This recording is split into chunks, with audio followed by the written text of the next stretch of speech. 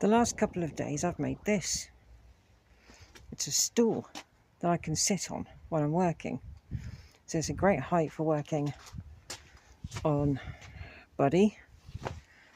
And it's not a bad height for working in the shed. So let me tell you what these parts are. The bottom bit is a piece of grill, which was dug out of my garden when I moved in, and I just hung it on the wall. You got a fork head, which I didn't know if it would work or not, but it kind of does. You got a sprocket there from the motorcycle rear wheel. Obviously a handlebar from Buddy, the original one. You've got a fork stanchion, which is off Buddy, which you would have seen in a previous video, and that's been welded in. You've got an angle grinder guard, which was just lying around. The angle grinder had died. Underneath there, you've got another sprocket from the bike.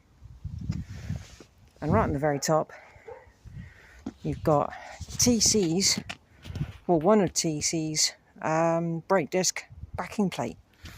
And you can still just about make it out. Where is it? There. There's a Ford logo.